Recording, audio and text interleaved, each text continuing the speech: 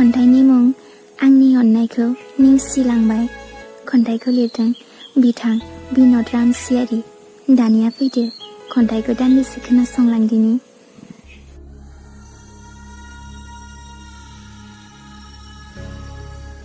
हे अनजालु, नोंखौ आं दिनै मानोबा फाग्लि बायदि गोसोखांदों।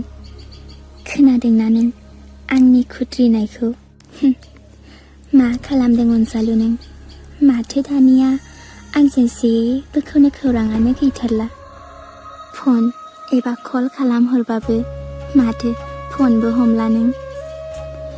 एसेबां जावले जावले SMS खालामब्लाबो जेबो नोंनिफ्राय रिप्लाइ गैला। जानांगौ नों दानिया गुबुननि अननायनि लैथोआव दङ।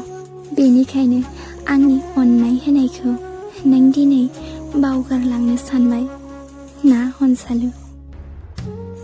दिनै नों आंनि मोजां मोननायखौ नंखाय सानदोंमोनब्ला, आंनि अननायखौ नोंनो नाङामोनब्ला, आंनि अननाया नोंनि थाखाय थोजासे नङामोनब्ला, दान्दिसे समनि अननायखौ लाना नों मानो आंनि जिउजों गेलेफैनाय?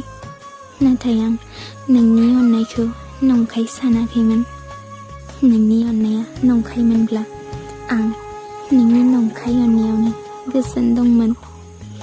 नाथाय दादि नों आंनि बेसेबांबा नुस'हायै गोजान जालांबाय। नों आंनि गोरबोनिफ्राय नोंनि नंखाय अननायखौ आं आरो बबेयाव मोनबावनो साना? मालाय दाना गुबुननि अननाय मोननायखाय नोंदि आंखौ जेबोखौनो सानलिया ना अनजालु?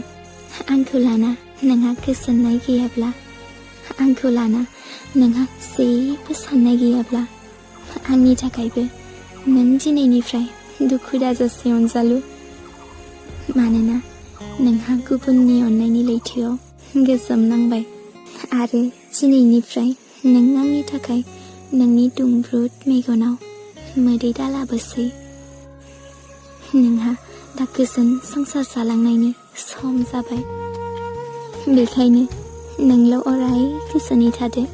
नोंनि गोजोननायावनो आंनिबो गोजोननाय। अनजालु सना, गोजोन्थों। एसेनोसै।